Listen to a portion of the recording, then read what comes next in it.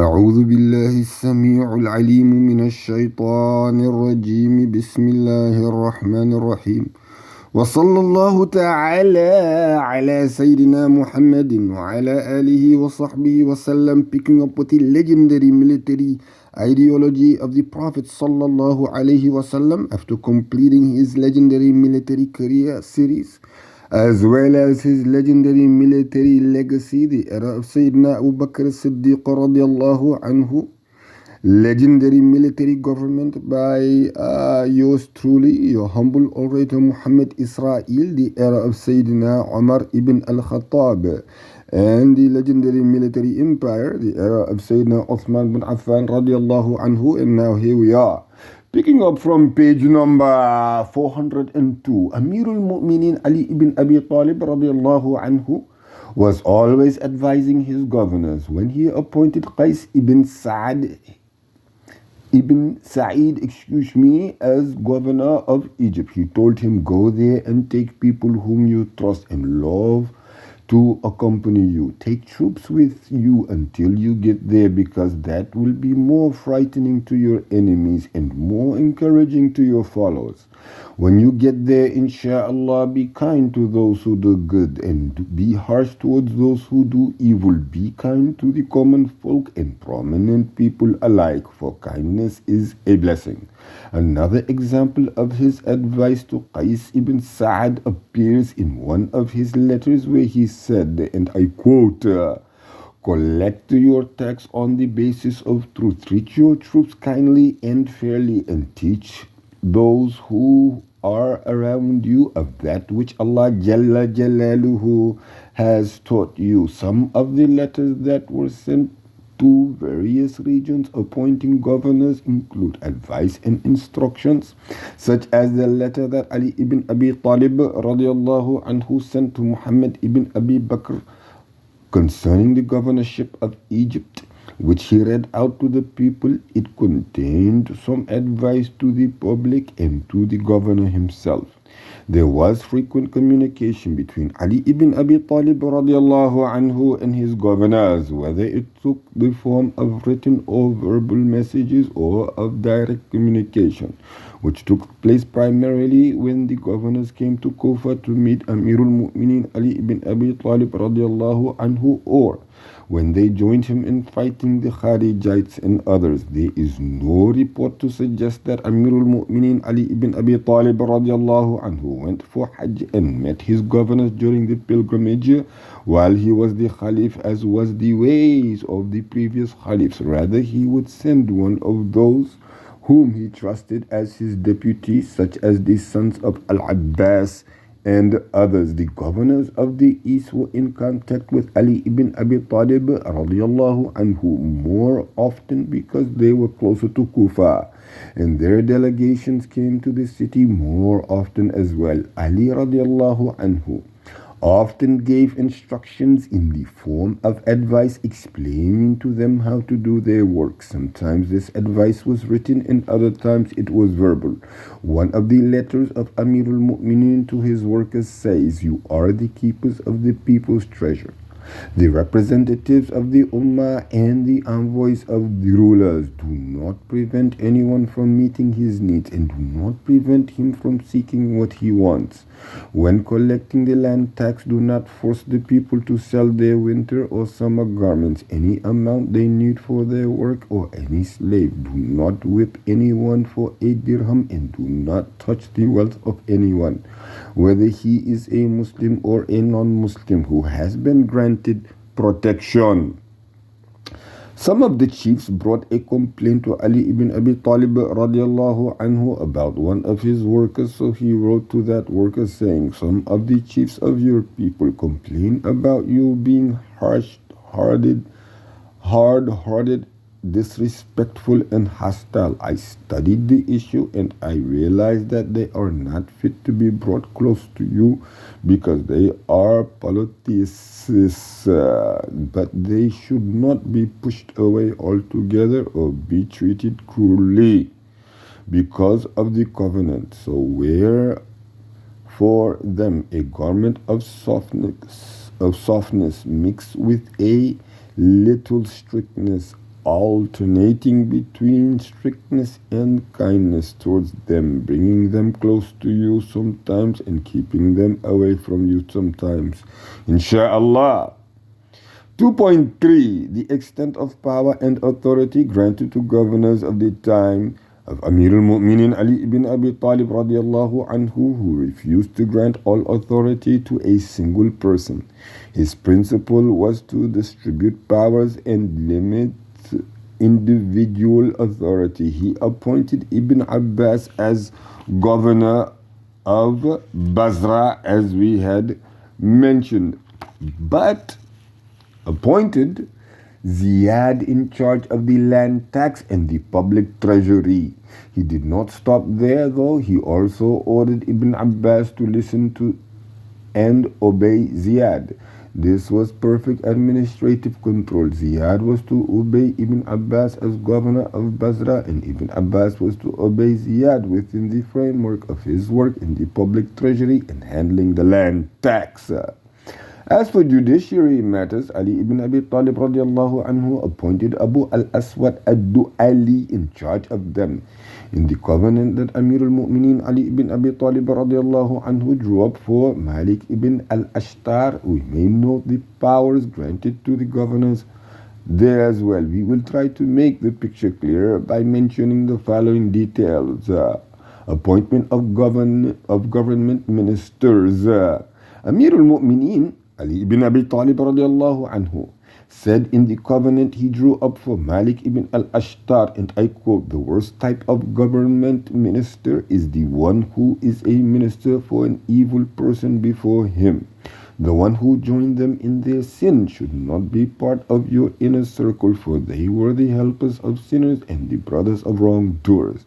You will find far better than them to take their places among those who are as smart as a competent as they are, who do not have burdens of sins like theirs, who did not help the wrongdoers in their wrongdoing, or the sinners in their sins. These people will be least of burden to you and a better help to you. They will be more compassionate and loving towards you." End quote. In this text, Amir al-Mu'minin Ali ibn Abi Talib radiallahu anhu wrote in the form of advice. We may observe: A. Appointment of government ministers is part of governor's role. B. The conditions according to which the governor must select his ministers. C. What the relationship between the governor and the minister should be. And D. The role of minister.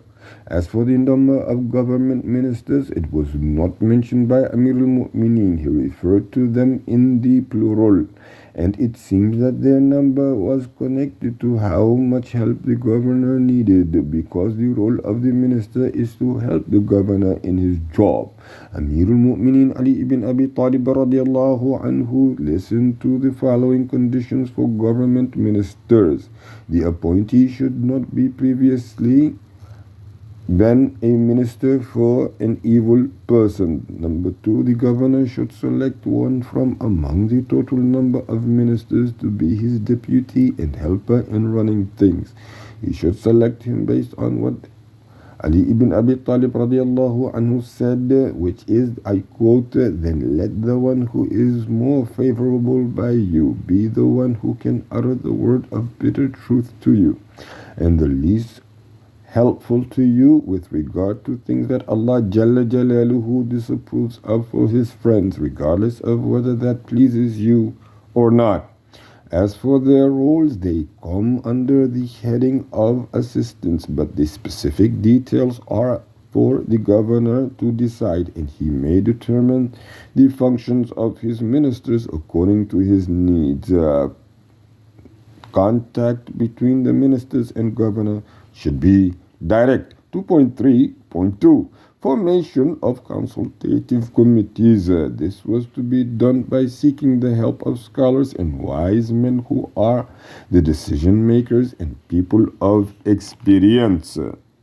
Following the text, it is narrated concerning them, and I quote, "and discuss a great deal with the scholars and talk with the wise people so as to establish that which serves the interests of your province and that which serves the interests of the people. End quote. This text is a confirmation of the importance of bringing together scholars and wise people in organized advisory committees. They may be appointed by the governor or elected by the people. There were no specific instructions from Amirul Mu'mineen Ali ibn Abi Talib radiallahu anhu as to how these committees were to be formed. He simply asked the governors to discuss a great deal with the scholars and talk with the wise people as to how that was to be done. Were they to meet on the instructions of the governor or were they to be elected by the people? This is something concerning which Amir al-Mu'mineen Ali ibn Abi Talib radiallahu anhu did not give definitive instructions. He left it to be done according to circumstances which dictated how these committees were to be selected, either by appointment of the governor or by election by the people. As for the role of this committee, it was to study and research in order to define the general policies with regard to two issues: A, defining policies which serve the interests of the province, and B, defining policies which serve the interests of the people.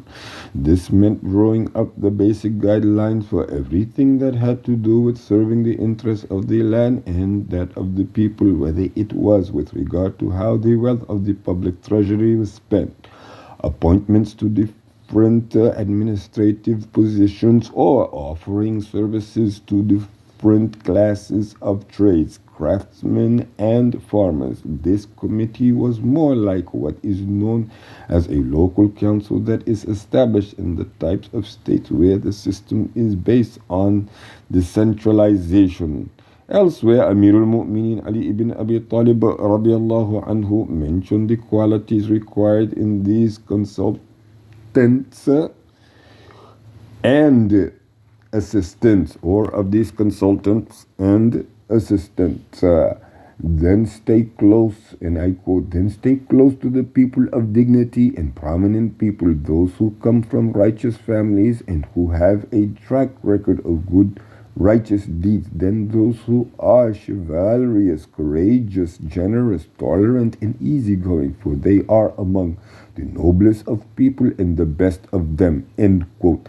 Amirul Mu'mineen Ali ibn Abi Talib radiallahu anhu mentioned the importance of taking care of these councils and checking on them. He said, and I quote, and check on them the way parents check on their child, and never think that it is too much to help them in a way that strengthens and supports them. Do not think little of any kindness that you show to them, because that will motivate them to be sincere towards you and to think highly of you. Do not miss out on taking care of their minor affairs while you are taking care of their major affairs, for there is room for your small acts of kindness that may benefit them, just as there is room for your major support that they cannot do without. End quote. 2.3.3. Amir al-Mu'mineen Ali ibn Abi Talib radiallahu anhu said to Malik al-Naqai, and I quote, the closest of your troop commanders should be those who would offer the most help and support to the people under them. Be generous with them from your resources so that they will have enough for themselves and their families, and so that they will all focus equally on jihad against the Iblisi enemies, for your compassion towards them will make their hearts incline towards you. End quote. What we learn from this text is A, it is necessary to have a military force to defend the province. B, forming this military force and preparing it is a responsibility of the governor, and expenditure on it comes from the provincial treasury. C, appointment of military commanders is the responsibility of the said governor, and there are conditions to which he must adhere when selecting commanders for the army. It is essential to take care of the commanders so that they will all focus equally on fighting those Iblisis enemies of Allah Jalla Jalaluhu, how dare them? Your compassion, end quote. Oh, excuse me. Your compassion towards them will make their hearts incline towards you. 2.3.4 Drawing up foreign policy in war and in peace. Amirul Mu'minin Ali ibn Abi Talib radiallahu anhu said to his governors Malik al-Ashtar, and I quote, "Do not reject a peace deal that your enemy calls you to if it is pleasing to Allah Jalla Jalaluhu, for in a peace deal there is rest for your troops, relief for your distress, and security for your land. But be very careful with your enemy after the peace deal, for his aim may be to stab you in the back.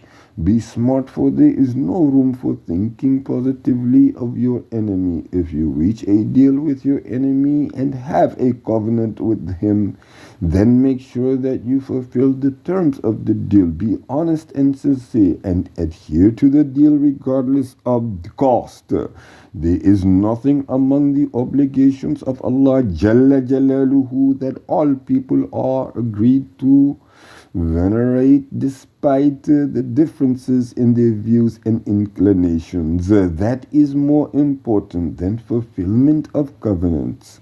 Even the polytheists amongst themselves adhere to fulfillment of covenants when they have a deal that excludes the Muslimin, because of what they realize of that evil consequence of treachery.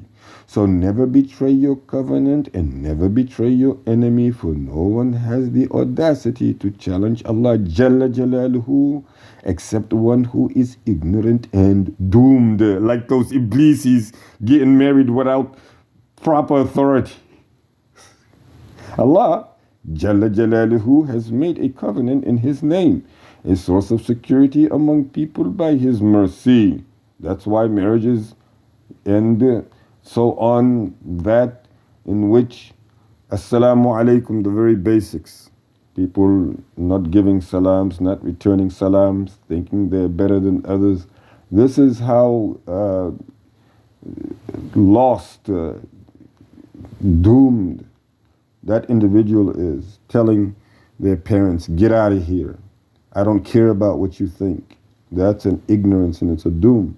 Allah Jalla Jalaluhu has made a covenant in His name. He has made a covenant by putting them in charge of you, putting the parents, putting your parents in charge of you, putting your parent, whether it's your mother or your father. But you say, oof, get out of here. Nobody cares about what you say.